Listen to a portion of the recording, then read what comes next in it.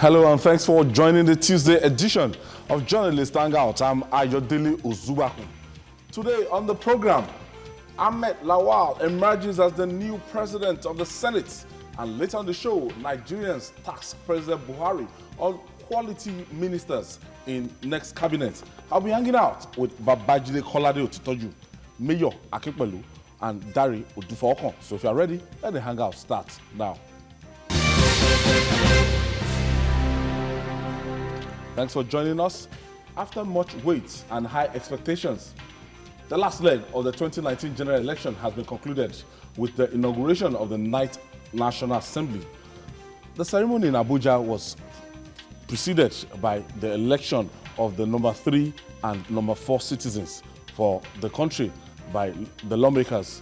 In the Red Chambers, Senator Ahmed Lawan from Yobe State emerged as the new Senate president. Senator Lawan polled 79 votes against a paltry 28 scored by his opponents, Senator Ali Ndume, to land the plum job. Also, Delta Senator OMO-AGEGEBEATS defeated EXWERENADU to become the new Deputy Senate President. It appears the governing All Progressive Congress, APC, played its card well. This time, meanwhile, let us hear what Babajide and some other analysts predicted regarding the election on the 27th of May. The contest is even more difficult in the House of Reps, right. Where clearly BAGO has refused to back down. They continue to say, oh, the North Central has never produced a Speaker of the House of Reps, but the North Central has produced a Senate President a number of times. So it's tougher for GBAJABIAMILA, in my view, than Lawan. For the Senate, all that Lawan needs to do is to continue to work on the PDP members. I think that a lot more PDP members will be interested in working for Lawan than they will be interested in working for Ndume. Because for Lawan, it's much more pliable for the two sets of lawmakers. Unlike Ndume, once Ndume makes up his mind that this is where he's going, it's difficult to get him to change his mind. So, and these PDP lawmakers who have worked with both men, it's not a difficult decision to take, right. You know? So I think that Lawan will get it. And initially, GBAJABIAMILA was having some challenges, but in recent times, he appears to have gained some grounds. For me, I think Lawan will even have more a challenge making it than GBAJABIAMILA, and these are my reasons. Ahmed Lawan and Ndume, the race is between the two of them. And the president and PDP, for me, appear to be those that hold the ace. What do I mean? 51 senators may have signed for Lawan in APC, assuming, without considering that it is correct. Those 51 senators will only vote for Lawan if Mr. President comes out to say so, to address them and say, look, this is my candidate. But if that does not happen before June 11, I tell you that those 51, all of them will not vote for Lawan. That is one. Two, PDP, wherever PDP goes, will also determine who carries the day. The only reason Lawan can win the race is if there is no contest. Lawan, to me, appears to be more visible. And I think he appears to have network, in terms of networking across the country, far more than Ndume. And when you talk about support from geopolitical forces, you know, from the Southwest, from Northwest, those two areas, I think Lawan, to me, appears to have an edge over any other contestant. In terms of GBAJABIAMILA, like you said, it's difficult to predict, because GBAJABIAMILA appears to be more visible in the media. But that is not enough for those who want to go against the wish of the party, secret ballot is the way to go. So I believe that the House, if you do secret ballot, that's people will be able to freely choose their leaders. So I think that at the end of the day, the secret ballot would decide the thing. Since the PDP candidate is not likely to be on the ballot, the events of 2015 may not be replicated. I don't see that happening. So I wish them, the candidates, good luck, but I fancy the chances of Ahmed Lawan becoming the next Senate president. On the program on Monday, Babajide reiterated that Senator Ahmed Lawan will win the election ahead of Ali Ndume. Let's hear him again.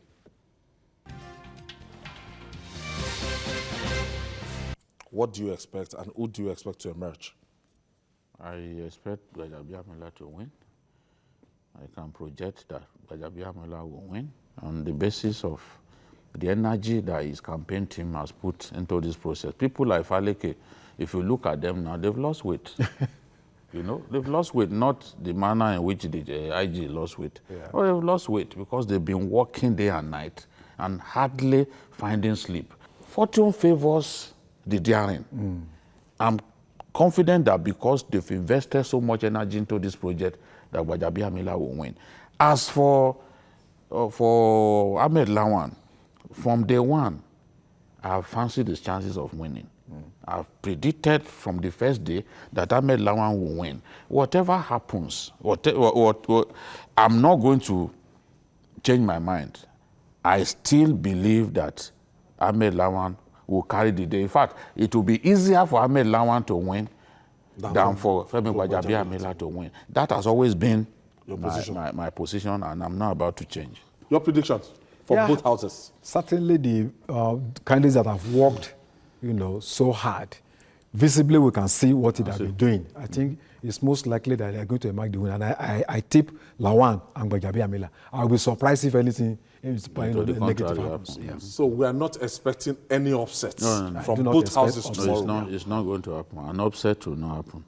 This is not a contest. This is not the second leg of the Champions League match between Tottenham and Ajax. When Tottenham snatched defeat between Liverpool and at the last minute in the Amsterdam Arena. This is not Amsterdam Arena. It is the National Assembly of Nigeria. And the duo of Ahmed Lawan and GBAJABIAMILA will carry the day. That was our prediction yesterday, and we can say it for free that the new Senate President is Ahmed Lawan. And as we're talking to you, the process is ongoing in the House of Representatives right now to decide who is going to be the Speaker and the Deputy Speaker of the House of Representatives. Babajide, yesterday, as we left this place yesterday, the information came in that the People's Democratic Party, as a party, they've actually decided to support Ali Ndume and Honorable BAGO. I just read between the lines that it was a way to go against the establishment people, so-called within the All Progressive Congress. But apparently, this Ahmed Lawan and GBAJABIAMILA, they worked so hard to the extent that it wasn't effective by the results, by this result that I'm seeing, as in the directive of the People's Democratic Party, because out of 109, Senator Lawan pulled 79 votes. And if we are having 50-something senators from APC, that means some of these PDP guys actually voted for Ahmed Lawan, and he has 73% of the votes. Clearly, a good number of them voted for Ahmed Lawan. By the time they had that meeting, the birds had flown. So it was a waste of time. And the question you need to ask those who are talking about the meeting is how many of the PDP senators were present at that meeting. Just ask anyone who was there. How many of the PDP senators were present at that meeting? Because a lot of them had committed to Lawan. They had committed to the project. And they were not going to change their mind at the last minute. It was too late. It was too late. By the time, it's just what they did is similar to what happened to the APC in 2015. They were more or less ball watching as it is said in football. While Bukola Saraki was moving from place to place, he went to the Sultan, sought the Sultan's support. Bukola Saraki actually financed the campaigns of some of his colleagues. He was already positioning himself. He was spending money to get himself the plum job. By the time the party made up his mind, it was too late. And the party was warned by the former governor of Kano State that, look, you must move in quickly. Once people make up their minds, you are not going to get them to change. Because it happened even with Tambuwal. They had made up their minds. So by the time you started presenting Mulika, it was too late. So once people commit themselves in various ways, they have conscience. At least a good number of them have conscience. No matter how we view our politicians, a good number of them still have conscience. They may be people who are inherently bad, but a good number of them still have conscience. So at the end of the day, they decided to vote for the candidate who had been cultivating them for a long time. Whether people talk about the fact that, Bukola Saraki deceived people, some people were meeting somewhere. Whether that meeting held or not, he would still have won because he had the number to carry the day. So this is the thing. If they had moved fast then, Bukola Saraki would not have become president. I mean, Senate president. Look at what the PDP, they continued to vacillate. They didn't let the world know who they wanted to support. They wanted to do it at the last minute. You know, they wanted to do it at the last minute. Strategy. But apparently it backfired. If they were students of history, prepared to learn from history, they would have seen that it didn't work with Tambua, it didn't work with Bukola Saraki. You don't leave it so late to begin to tell people, oh, well, this is our party. You will be guided accordingly. I looked at the statement from the PDP and I just began to laugh. Because at that time, even some of their own people were busy moving around with Lawan at the last minute when that meeting was even being held. Dari, I'm looking at the discourse credited to Ali Ndume, 28. Do you think it was worth it for Ali Ndume to have defied his party and, down the consequence and come out with this kind of results?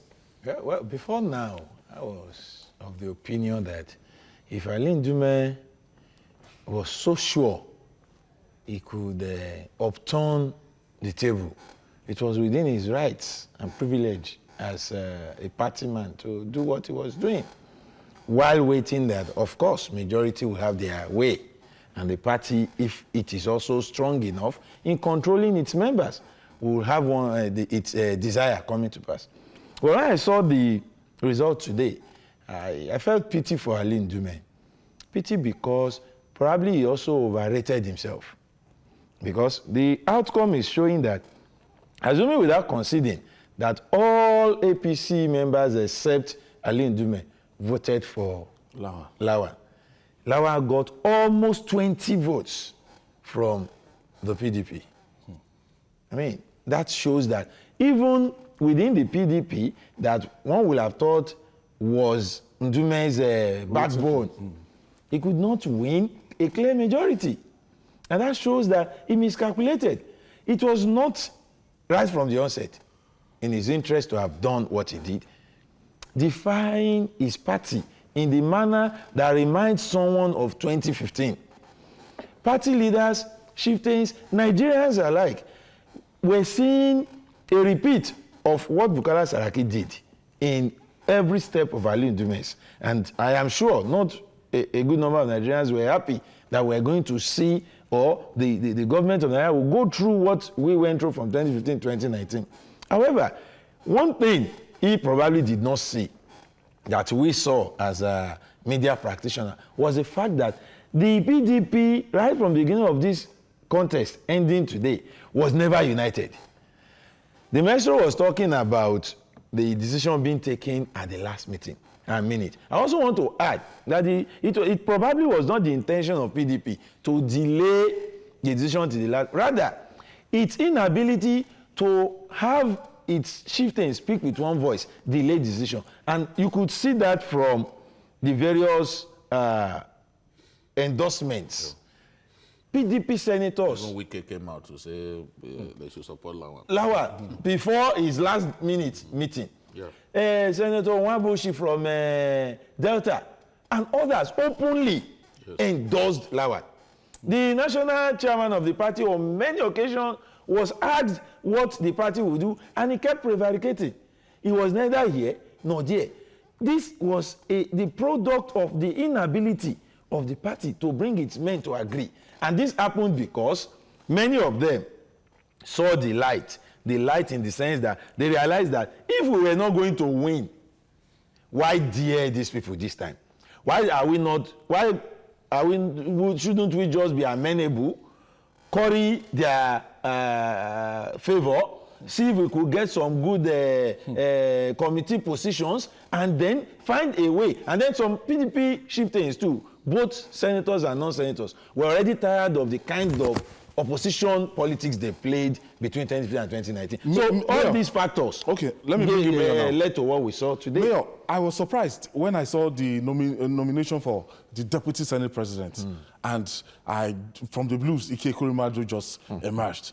As of yesterday, it wasn't even in the cards that EXWERENADU is going to contest. And EXWERENADU contested against OMO-AGEGEBEATS. Yeah, I think the reason for that was because everybody wanted to be smart. It was not on the agenda for him to contest. It was Governor Gaya that wanted to run. Governor Gaya wanted to run for the Deputy Senate President. But apparently, even up to this morning, because I watched an interview this morning at the foyer of the National Assembly, where he said he was going to contest and that he has more experience than OMO-AGEGEBEATS and all that. But what we have to acknowledge is that we may not like Oshiomhole's style in terms of language and how he relates to some members of his party. But we have to acknowledge his decisiveness. Very early, the party took a position, and they were, unlike 2015, they were able to convince the president to be part of that project. That is what made everything that happened on the floor today possible. Because if Goje had run against Lawan, it would have been much more difficult than when Ali Ndume, if it's Ali Ndume, because Goje has enough clout within APC and will be able to sway a lot of the PDP people. So, and the party realized that, unlike before, like in 2015, when the president said, oh, I'm for everybody and nobody, and I can work with anybody, and he allowed things to fester. Now, people were able to convince him to say, look, we cannot go to this battle with Goje against us, with a divided house. We need somebody to be able to bring Goje into the mainstream of things.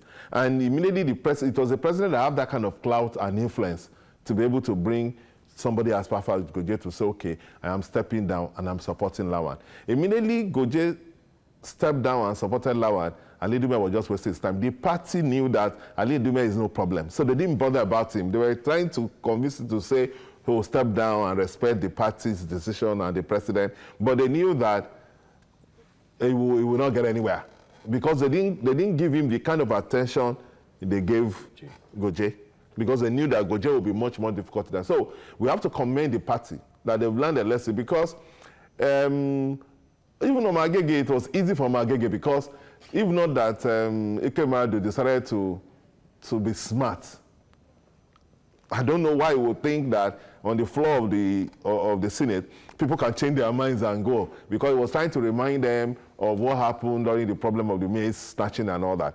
But when people have made up their mind and they're already on the floor of the Senate, such statement will not change anything. Julie, after spending 12 years as the Deputy Senate President, so to say, I thought somebody like EXWERENADU would have just, allowed, we mentioned Senator Abaribe, you know, we have CEO Oji. We have some other senators from the Southeast. They would have just allowed to push somebody and support somebody and everything. But he just wanted to, because in the last 4 years, the APC people were saying that it's an aberration for you to have, you know, taken the position of Deputy Senate President at our own expense. But he still want to come back now. Yes, he was thinking that he will get bulk votes from the PDP. He was also thinking that some APC members displeased with OMO-AGEGE because of the maize snatching saga would also vote for him. So he saw an opportunity, and he was thinking that if he could split APC votes and get bulk votes from the PDP, then he will win. He was trying to be smart. But just as I said yesterday, if you recall, I said PDP members have made up their minds not to vote for EXWERENADU, that even if he decided to contest for minority leader, they will not vote for him. That is a decision that they made a long time ago. Because EXWERENADU is not the only person from the Southeast. He's been Deputy Senate President since the Yaradua era. Yet you do not feel like leaving. Since 1999, we've had only 3 Deputy Senate Presidents. We've had only 3. Ibrahim Mantu from Plateau State, EXWERENADU, who did 8 years with David Mark, and then the person who was elected today, OMO-AGEGE, just 3. Whereas we've had 8 Senate presidents. 8. The Igbos have produced 5 Senate presidents between 1999 and now. So look at, because of the longevity of people like EXWERENADU on that seat, we have a situation in which just 3 persons have been elected Deputy Senate President since 1999, including OMO-AGEGE was elected today. So if you've had all things rosy, you shouldn't imagine that that place was created for you alone. That position was created for you alone, whether your party is in power or not. It tends to have that feeling of entitlement. Remember that even before the general election, when it appeared that the governor of Enugu was thinking of getting someone else to to take over that seat, he started posturing like he was going to quit the party. And I said at that time that if he left the party, he would lose the election, because Enugu is a one-party state. That is a fact. I went there, I saw things for myself. APC can't win election in Enugu state. And we saw the results. The results showed clearly that I was not lying. Now, he had to go back to his party, and the pressure on the party, they allowed him to run. But the truth is, he has boxed himself into a corner such that his people do not trust him sufficiently to want to give him any opportunity again to serve in that Senate. If he decides to run against Abaribe and others, they will serve him the same meal that they served him today.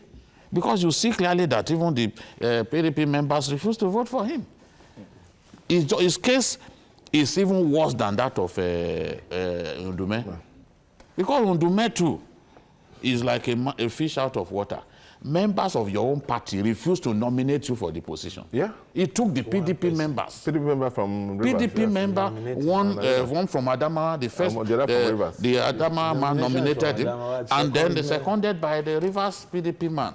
That should tell you that he no longer had the foundation that every politician craves for.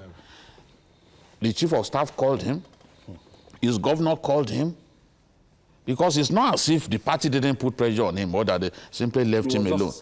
He was just not going to listen to anybody. The governor called him. He refused to pick his governor's call because he knew they would pile pressure. The chief of staff called him. One of the service chiefs, I don't want to mention that particular one, one of the service chiefs also called him on this matter. People pile pressure on him that, look, you are on a journey that you are not likely to end well. Why don't you quit? But he said, no, it's too late for me to step down for anybody. I want to. You see, politicians are very optimistic people, just like some of their supporters. Because many people were telling us Ndume will win. You see, some are even predicting. Now, Ndume will not possible. And I was asking myself, how can anybody predict that Ndume will win? Predicting is surprise. On the basis of what? The social media, it was like... because somebody assumed that... The thing is, let me tell you, the thing is, you see the problem that a lot of us have, including even journalists, why it's difficult for people to predict correctly, is because they can't detach their emotions from their predictions. From their predictions. Because this is the person that you want to see win. You prefer to say that's the person who will win. Whereas he does not have the capacity to win. So why don't you just stay objective and say, look, this is what is not likely to happen. Ndume, how could anyone think Ndume will win? Amongst his colleagues, as I said when we were discussing him the last time, his colleagues do not even trust him because of his abrasive character. They do not trust him. So how do you expect them to entrust that leadership of the Senate to such a person who can get angry anytime? And when he gets angry, nobody can convince, nobody can talk to him. He will not listen. We'll take this break. When we come back, we'll discuss more. At the same time, we are still tracking what is happening on the floor of the House of Representatives. This is Journalist Hangout, and we are looking at the 9th National Assembly. Senator Ahmed Lawan is now the Senate President, and Senator OMO-AGEGEBEATS is now the Deputy Senate President. We expect the House of Representatives, the voting is ongoing and the proceeding is still ongoing, and because of the numerical strength, I think 360. So for them to sort, it might take longer than that of the Senate. So the stakes are higher for the House of Representatives. We expect that later today we know who emerges as the Speaker and the Deputy Speaker of the House of Representatives. Before we move on, gentlemen, Judy, as your stake on the House of Rep, has it changed in any way? No, there is no reason why it should change. Okay. Look, this morning, I called some senators. I called Senator Ibn Nala. You know, he's my friend who struggles to speak Yoruba. You know, he practiced law here in Lagos. And I said, what's going on? And he assured me that nothing has changed. That's the same way I try to reach other people to know which position to eventually take. Because one would just not take a decision off the top of his head. The people on ground, how are they thinking? What are the dynamics that have changed, if at all?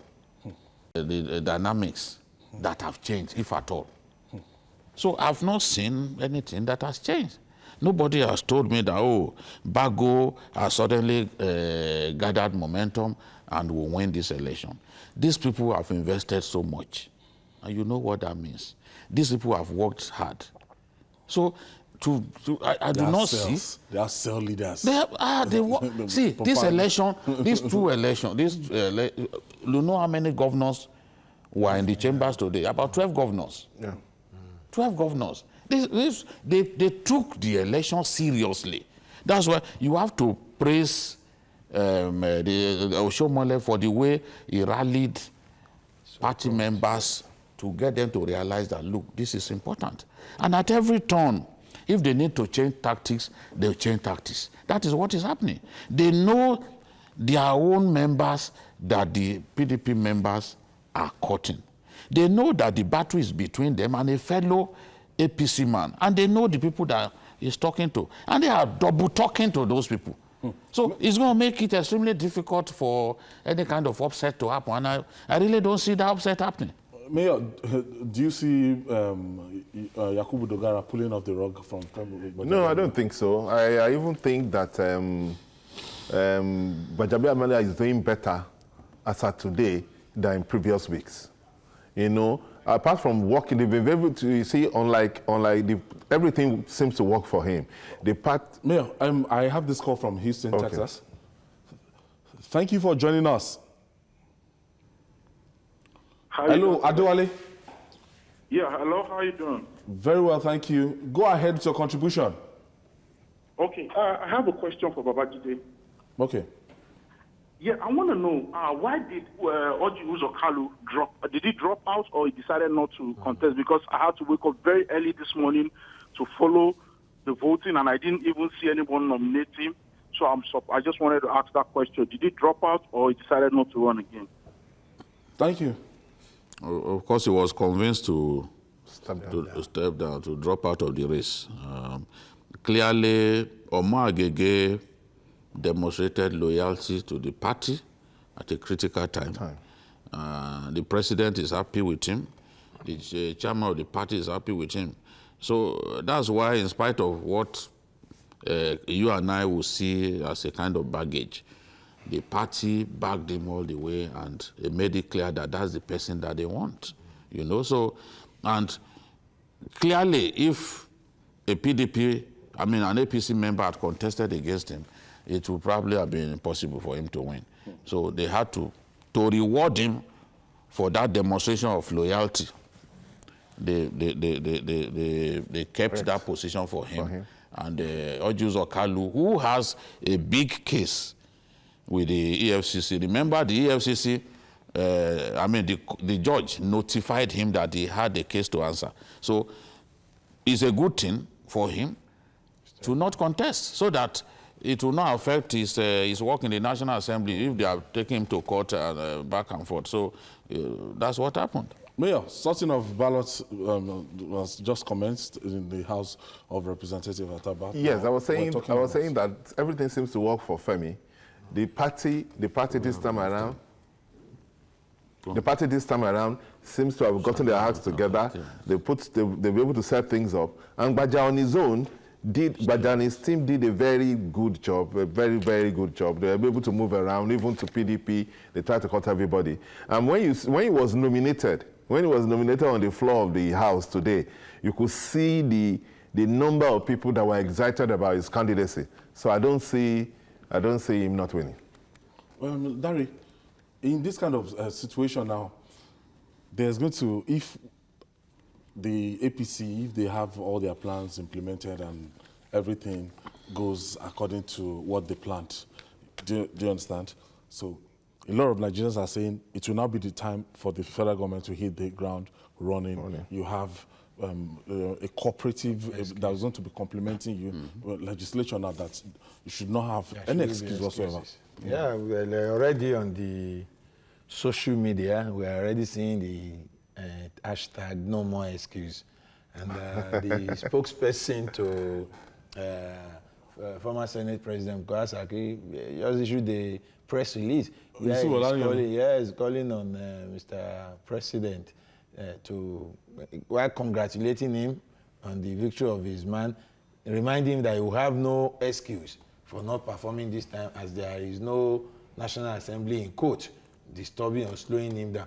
He said, yeah, I agree with those who are optimistic, and at the same time warning Mr. President that you will have no room to tell us these are reasons why you are not performing, especially because aside from the emergence of Ali Ndume, which is already a done deal, I see GBAJABIAMILA also winning this election. I've been speaking with people who are on ground in Abuja, and somebody told me that just come down and see the clusters, that the House of Reps members are sitting in clusters.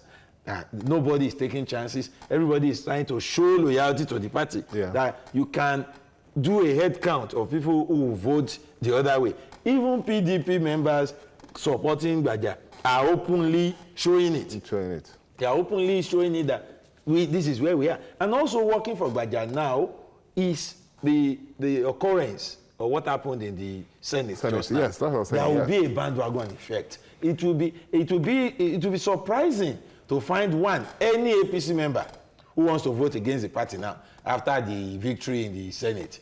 Then it is most likely that you now find more PDP House of Reps member working openly or discreetly to identify with APC, because everybody wants to identify with the winner. So I see Baja and his deputy Imagine to complement what has happened in the Senate. And all in all, this should be to the credit and to the advantage of the ruling party. Because now that they're going to have a National Assembly that will not be troubling them, I expect that the presidency and the National Assembly will have a better working relationship than we saw. The president already said openly that he did not enjoy the best of working relationship with the last leadership of the National Assembly. So if he's going to have his trusted party men, handpicked by the party, supported by the party, and voted in by members of the National Assembly in charge, I think it is the best interest of not just the president, but the entire country. For the benefit of our viewers, let's just give you what is happening in the floor of the House of Representatives. I think the counting proper is on now. Bago. Femi.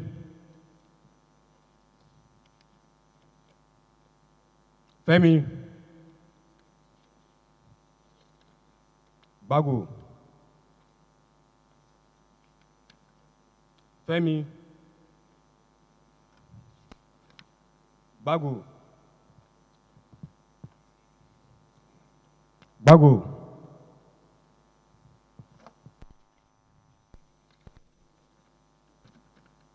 Bago.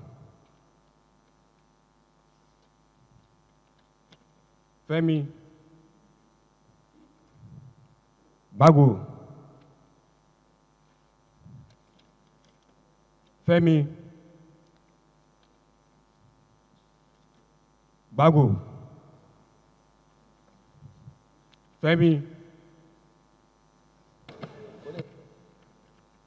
Bago.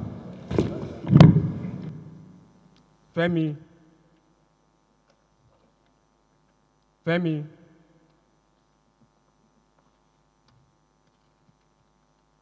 Bago. Bago.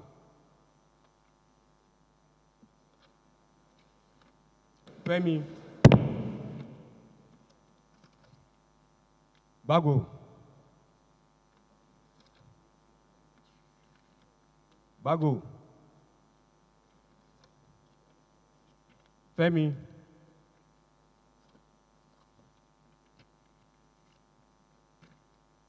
Femi. Bago.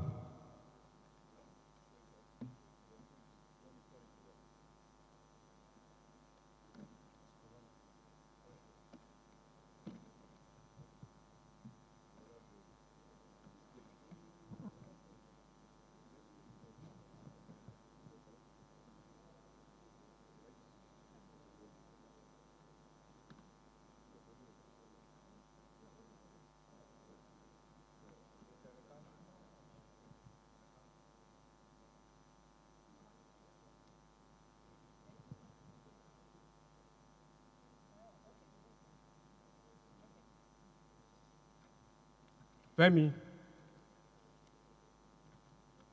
Femi. Femi. Femi. Femi. Femi. Baja. Femi. Femi. Femi. Femi. Baja. Femi. Femi. Femi. Baja. Femi. Femi. Femi. Baja. Femi. Femi. Femi. Femi. Femi. Baja. Femi. Baku. Baku. Baku.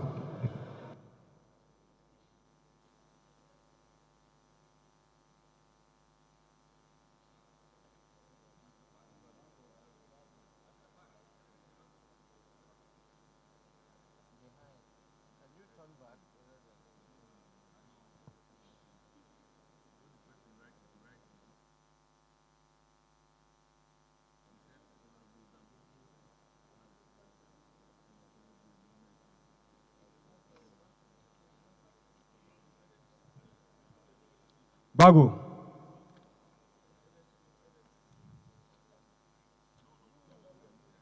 BAGO.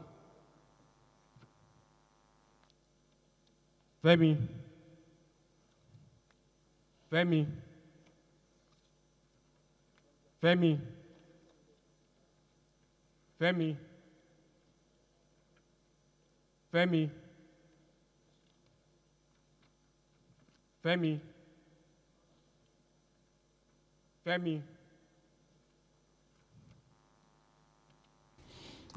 The House, the proceeding in the House of Representatives, and it was, you know, it's kind of tense. Just at least to give you the fair idea of what is going on, the neck-on-neck situation. Babaji. You can imagine what's going through the minds of even the Femi himself and BAGO. Yes. You are not sure of what will happen. Yeah, not sure. You are just going to hope on God that victory will come your way. Whatever happens, it will have been a good contest from the look of things. And it's good for our democracy. You said it yesterday that it's going to be more difficult for Femi. Yeah, clearly because of some of the things that I had. I do not, from the beginning, I said that was where there could be some problems, but I still fancy his chances of winning. I still think that he will win, no matter what happens. The pattern of voting can suddenly change. It depends on the state that steps forward to vote. So if in a particular state, the lawmakers are pro-BAGO, for example, you see clearly that more votes will be announced in favor of BAGO during that period. And then when the state where the lawmakers are largely pro-Gwaja, then when they start counting their own votes, you see clearly that Gwaja will have an edge. So it's an interesting contest. All we look forward to is to have a National Assembly that works, a National Assembly that is not adversarial, a National Assembly that is prepared to complement the President. The President absolutely will have no excuse this time around because if GBAJABIAMILA gets elected, because that was the choice of the President, the choice of Asiwaju Bola Ahmed Tinubu. At least if many people didn't believe that the President wanted Gbaja, the little man who is the governor of Kaduna State publicly proclaimed it, that Gbaja is the candidate of the President. Yeah, so we now know that even though the President didn't publicly support any candidate, at least his body language and indications from people close to him show to us clearly that these two men, Lawan and GBAJABIAMILA, were candidates that the President supported. In fact, someone told me that before now, that if whenever Gbaja was visiting the President was already addressing him as Speaker. I'm talking about something that happened almost 3 months ago. So the President, from the beginning, had wanted Gbaja, and he had wanted Lawan. But given his nature, he didn't want to come out to say, look, gentlemen, I want you to go and support this person. And he never, ever said that. Even when he gave the dinner to the lawmakers, we expected him to gather them at some point and say, look, this is the party decision. The President still refused to do that. He's so set in his ways, a stubborn old man. So set in his ways, he refused to do that, you know. But at the end of the day, other people took up the gauntlet and campaigned for the President, for the candidate that the President apparently, the candidates that the President was backing in hiding. So they decided to support those people all the way, and I'm confident that victory will come. I have this call from Kaduna, Johnson from Kaduna State. Good evening. Thank you for joining us.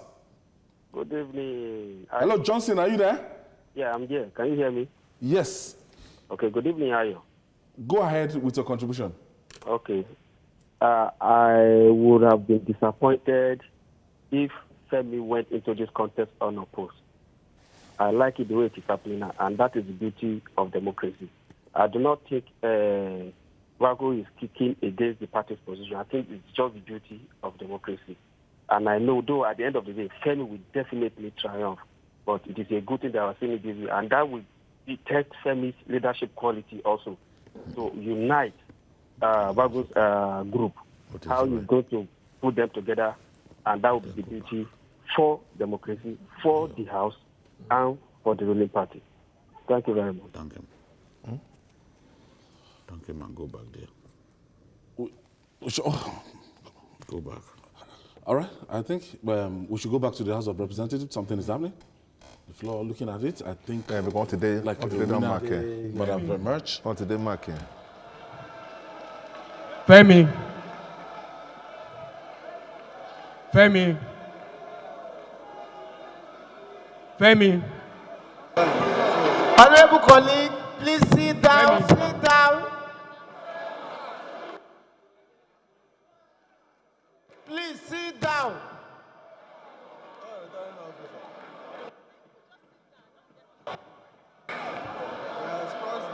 Honorable colleague, let us be seated.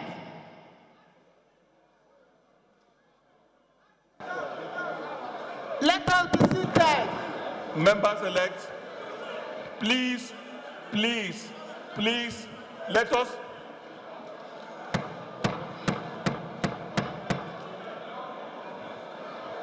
Please sit down. Let us complete the process, please.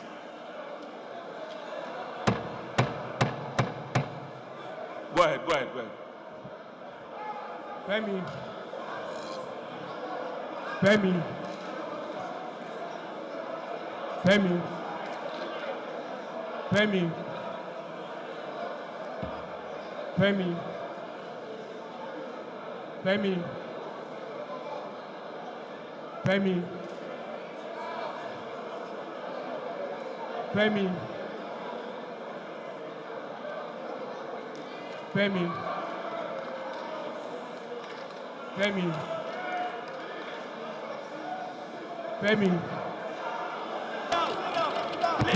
Have your seat. Go back to your seat.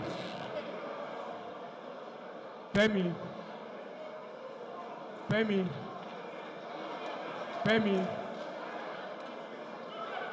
Please go back to your seat.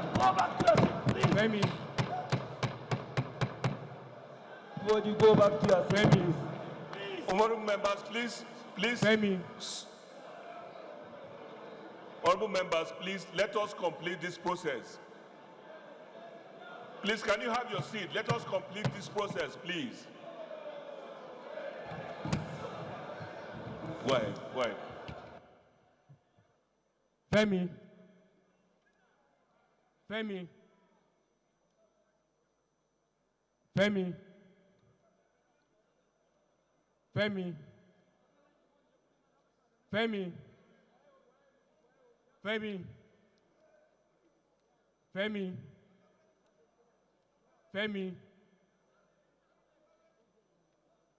Bago. Femi.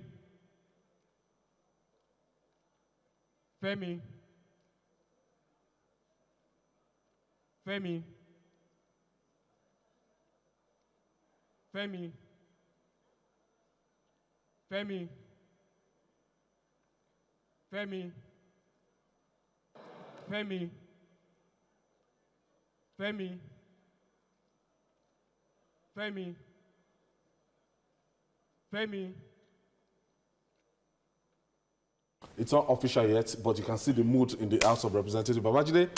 It's clear that GBAJABIAMILA has won the election, and you can see Shomole and other people all smiles. I think there's a particular score. When you get to that score, yes, that threshold. Immediately you go to that threshold, I saw Jibril flash the victory sign. It was at that point that I signaled to you that something good is happening on the floor of the House of Reps. Yes, I saw him flashing the victory sign. Yeah. You know that it was the same way they behaved the last time. Yeah. Before the counting ended, he already signaled that Dogara had won. because he was Dogara's campaign manager, so to say. So it's the same thing that he did today. He cannot, he's not just the kind of person who can keep his emotions in check. So he flashed the victory sign, and I said, look, something is happening here. Let's go back. My final word, it is good for APC. I'm happy for the party, and I sometimes on this program I express my fears that if the APC, the ruling party, is unable to get its acts together here on the floor of the National Assembly, both chambers, if they allow the PDP or its sponsored APC member to have their way, APC will have it tough between now and 2023, and the party may gradually disintegrate.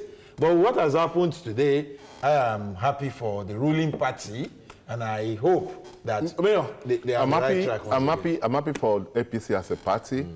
I'm happy for it's good for the party. The president promised us that things will change, and he has shown that things will not be like before. So we can be hopeful that they will get their acts together. They made a lot of mistakes the last time. They started on a good note, and I hope that, because GBAJABIAMILA is a very experienced lawmaker, and I expect something good. And GBAJABIAMILA is going to have a deputy that is used to working with, because as majority leader, he had Wase as his deputy, you know. So it's like the two men moved from being deputy, being majority leader and deputy majority leader to being speaker and deputy speaker. So they have no reason not to work in harmony. So it all bodes well for the party. All right, on that note, I'd like to thank you, Mayor AKINPELU, and we hope to hear the final results and who scored what after this exercise. And thank you for so much for coming. Thank you. Thank you so much, Dari.